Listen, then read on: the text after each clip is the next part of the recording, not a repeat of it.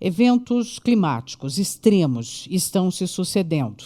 Relatório publicado pela Sociedade Americana de Meteorologia mostra que a década de 2010 a 2019 foi a mais quente da história e o ano passado foi o terceiro mais quente, perdendo apenas para 2016 e 2015. Os gases do efeito estufa na atmosfera também estão nos níveis mais altos já registrados desde o início da série histórica, há 140 anos. Recentemente, um estudo publicado pela Nature Communications Earth and Environment mostra que as geleiras da Groenlândia passaram de um ponto sem volta. É uma notícia muito preocupante.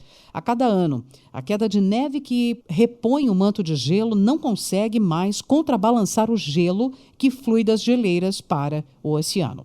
Aqui no Brasil, a região do Pantanal sofre com uma seca histórica que contribui ainda mais para o avanço das queimadas. Então, estamos falando dos eventos climáticos extremos. Vamos conversar mais detalhadamente sobre este assunto com o professor Pedro Luiz Cortes, da ECA e do Programa de Pós-Graduação em Ciência Ambiental do Instituto de Energia e Ambiente da USP. Tudo bem, professor? Bom dia. Bom dia, Roxane. Bom dia, ouvintes. É um prazer falar com vocês. Professor, esses eventos, eles são uma mostra de que as mudanças climáticas já estão acontecendo e de maneira acelerada? Então, Roxane, o que a gente tem constatado é que as previsões realizadas nos sucessivos relatórios do IPCC, elas vêm se confirmando e de maneira cada vez mais intensa. Nós temos essa situação, né, de uma década extremamente quente, conforme reportado pela Sociedade Americana de Meteorologia. Nós temos que o degelo na Groenlândia, ele é cada vez mais intenso, ou seja, o que cai de neve já não é mais suficiente para repor a neve que derreteu, né, e foi para o oceano. Aqui no extremo sul do continente, né, na Patagônia Argentina, nós temos várias geleiras, né, no Parque Nacional Los Glaciares, que estão refluindo, né, elas estão perdendo massa significativamente, e é facilmente visível isso porque quando a gente visita uma geleira, né, a parte frontal da geleira, a gente consegue verificar até onde ela estava, porque a geleira promove uma alteração significativa na morfologia do terreno. Então é possível verificar aonde a geleira já esteve e aonde ela está atualmente. E boa parte dessas geleiras no sul do continente, elas vêm refluindo. Eventos extremos também têm sido constatados no Ushuaia, né, no canal de Beagle, né, no extremo sul do continente, onde a gente tem ventos cada vez mais intensos. E aqui no Brasil a gente tem presenciado essa situação hoje do Pantanal, com uma seca histórica. Nós já reportamos isso anteriormente aqui na coluna, né, sobre a mudança no padrão de chuva, né, das chuvas que vêm da Amazônia, ou seja, esses eventos em escala mundial, né, que se sucedem em diferentes locais, eles são uma amostra, uma evidência muito clara de que o clima ele já não está se comportando da mesma forma como ele se comportava em décadas anteriores. E é uma coisa muito importante de se dizer, é que isso tem se apresentado independente de ciclos climáticos, por exemplo, como El Niño, Laninha, oscilação decadal do Pacífico e outros fenômenos que ocorrem em diversos oceanos, né, na Terra. Então, isso é algo que vem se sobrepondo a esses eventos naturais de uma maneira cada vez mais intensa e cada vez mais preocupante. Agora, já há estudo, então, mostrando que pode estar acontecendo, neste momento, um ponto sem volta. Quer dizer, dá ou não dá, professor, diante dessas mudanças climáticas, né, reverter essa tendência? Então, Roxane, a gente tem um problema muito sério, porque o CO2 que ele é lançado na atmosfera, ele demora muito tempo para, vamos assim dizer, decair, né? Para que ele perca o seu efeito e seja reabsorvido pelos sistemas naturais. Então, o CO2 lançado na atmosfera, ele permanece por muitos e muitos anos na atmosfera.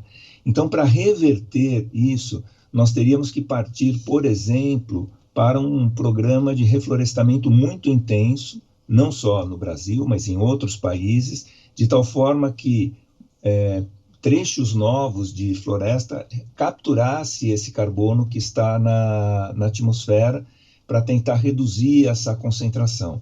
Hoje, na verdade, já não se trabalha mais com a perspectiva de reversão, mas sim de adaptação e uma tentativa de frear essa aceleração que vem acontecendo ano após ano, ou seja, reduzir, né, a intensidade de lançamento de gases de efeito estufa, como o caso do CO2, né, do CH4, metano. O metano ele é muito intensivo no efeito estufa, mas ele é eliminado mais rapidamente. Mas a grande preocupação é com o CO2. Então, devido à dificuldade, né, de absorver esse excedente de CO2, existe a perspectiva de adaptação e uma tentativa de evitar que essas mudanças se intensifiquem ainda mais. Ou seja, respondendo objetivamente à sua pergunta, nós passamos de um ponto de retorno. Na Amazônia, isso tem ficado cada vez mais claro, que a gente se aproxima devido ao desflorestamento, né, o desmatamento, nós estamos nos aproximando de uma mudança que pode levar a uma savanização de uma parte considerável do bioma amazônico, e em outros locais do planeta, essas mudanças também elas são cada vez mais evidentes. Essa é a próxima questão, então, quer dizer, a gente está, como o senhor está dizendo, esses efeitos climáticos extremos, esses eventos já estão acontecendo, inclusive no Brasil. E o que é que o país, o governo, tem feito, né? Então, Roxane, apesar da situação que a gente vive hoje, o Brasil ele tinha coisas a mostrar.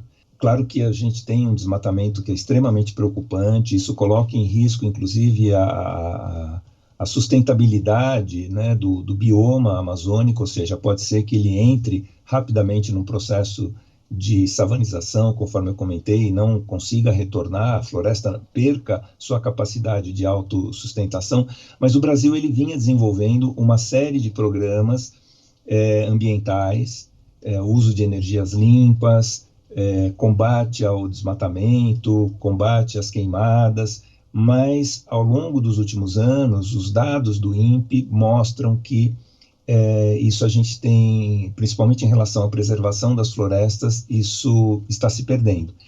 E não só os dados do INPE em relação ao desmatamento, mas também a declaração de agentes governamentais, né, seja do presidente, do ministro do Meio Ambiente, de outros políticos, que se mostram lenientes com o que vem acontecendo na Amazônia. Então, assim, o Brasil ele estava fazendo a sua parte, só que, infelizmente, isso tudo tem se perdido aí ao longo dos últimos anos.